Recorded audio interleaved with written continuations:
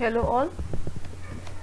Today we will be discussing periodontology paper for the year 2019, and question paper is here on the screen. We'll be discussing short note. I have already discussed long question and one liner in my previous slide. Short note: modified Widman flap. The term modified Widman flap was adopted to designate a flap procedure which has been modified by several persons and came to designate an open subgingival curettage for reattachment. Widman name was retained in the designation because Widman introduced a reverse bevel mucoperiosteal flap in the periodontal surgery. Basically, the modified Widman flap, when it was initially introduced, it was later on modified by so many persons. That is why the flap was named as modified Widman flap, and in which open subgingival curettage is done to achieve reattachment. And the term modified was retained because it was in an internal bevel incision was introduced by Widman. Hence the name modified Widman flap. Coming on to the history, this flap was given by Widman, in which he introduced internal bevel incision in 1918. In 1974, Ramford and Nizel named this as modified Widman flap. Coming on to indication, effective in pocket depth of 5 to 7 mm when minimum gingival recession is desired as in anterior region or in aesthetic area. In infrabony pockets, contraindication, very thin and narrow attached gingiva. Procedure. Step 1 is initial incision is internal bevel incision to the alveolar crest starting 0.5 to 2 mm away from the gingival margin. Scalloping follows the gingival margin and vertical relieving incision are usually not needed. Now next step is gingiva is reflected with the periosteal elevator. Step 3, clavicular incision. It is made from the bottom of the pocket to the bone, circumscribing the triangular wedge of tissue containing the pocket lining. And the third incision is interdental incision. It is given in interdental space coronal to the bone with the curette or interproximal knife, and the tissue collar is removed. Now tissue tag and granulation is removed, followed by curettage, thorough scaling and root planning, and then adaptation of facial and lingual tissues. And then interrupted direct sutures are placed in each interdental area.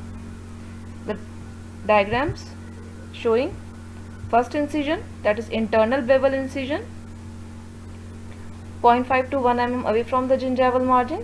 Next, clavicular incision will be given, followed by interdental incision. Next, interdental, and the tissue will be removed. The granulation tissues will be removed. Now advantage: maximum conservation of periodontal tissue, aesthetic desirability, facilitation of oral hygiene, less root exposure with less sensitivity, less mechanical trauma than the closed curettage. Coming on to the host modulation. Introduction. Periodontitis is a multifactorial complex disease and an upregulated or maladapted immunoinflammatory response to bacterial plaque predisposes patient to periodontal breakdown.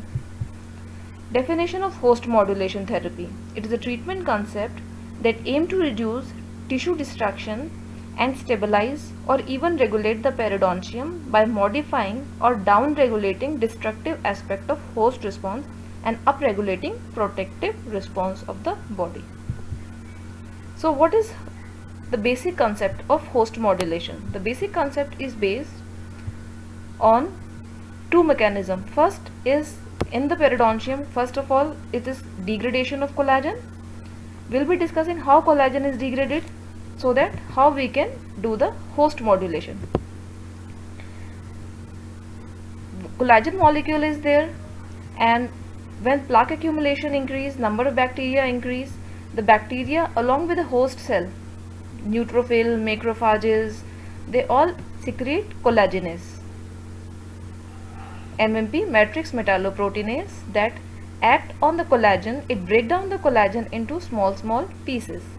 Along with that, fibroblast, they act on the collagen and they break down the collagen. So this is the basic concept of collagen mechanism. So if the concept of host is clear in our mind, then only we can modulate the host response. Now how we can modulate the host response?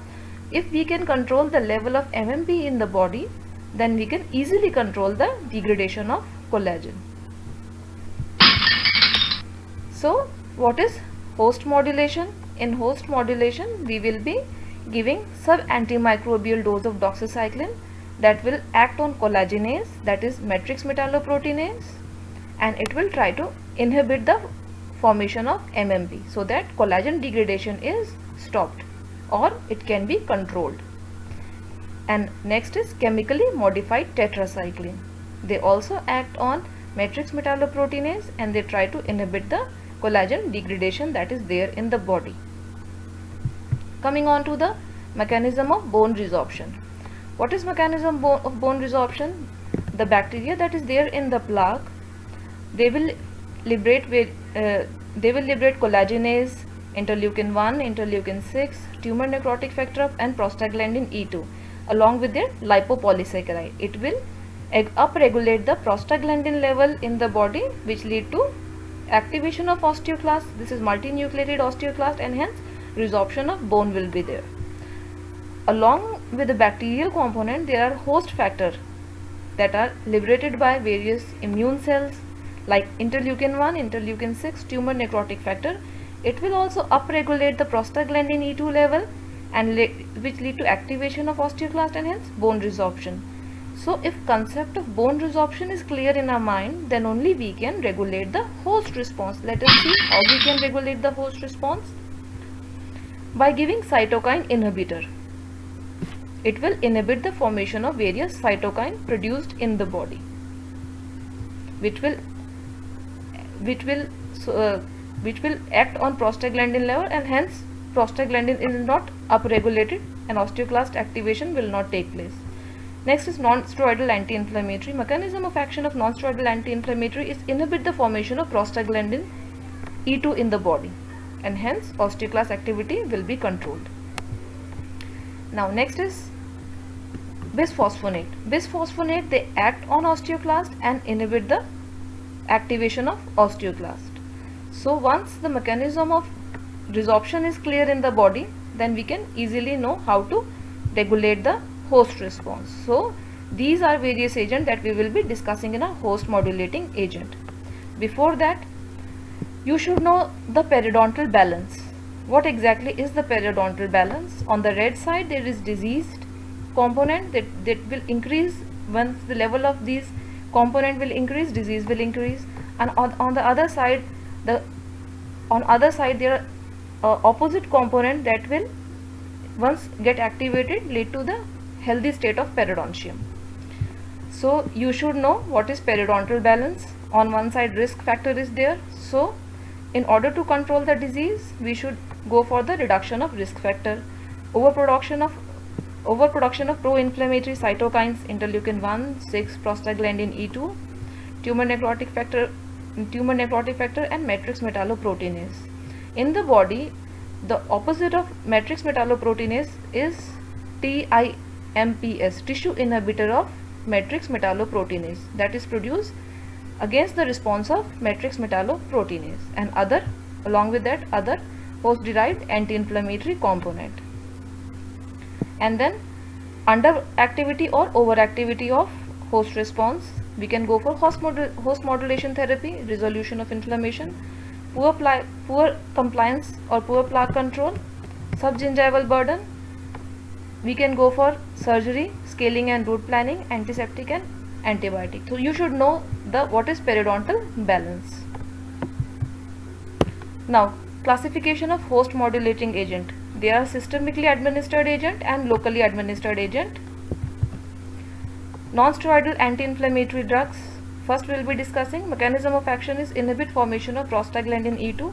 It is not approved by Food and Drug Association of US because of significant side effect like rebound effect. Bisphosphonate. Mechanism of action is it disrupts osteoclastic activity. It is also not approved by FDA because of significant side effect like avascular necrosis of the jaw. Sub-antimicrobial dose of doxycycline, that is SDD. It is available in the form of Periostat. 20 mg dose of doxycycline, Periostat, twice daily for 3 months up to maximum 9 months. Since this is a short note, I have tried to keep this very short. Mechanism of action, it inhibits matrix metalloproteinase, osteoclast inhibition, and it is only FDA approved systemically administered drug. Locally administered agent, non-steroidal anti-inflammatory, this is not approved. And apart from that, enamel matrix protein, growth factor, bone morphogenetic protein, and they are approved by FDA. Emdogaine. Emdogaine is enamel matrix protein derivative. It is approved by FDA. Its composition is 90% amylogenin and other proline-rich protein. Function, it promotes cell spreading and bone cell attachment. Differentiation of immature bone cell. It induces cellular cementum formation. Growth factor. They are also approved by FDA. Example is GEM21 and Infuse.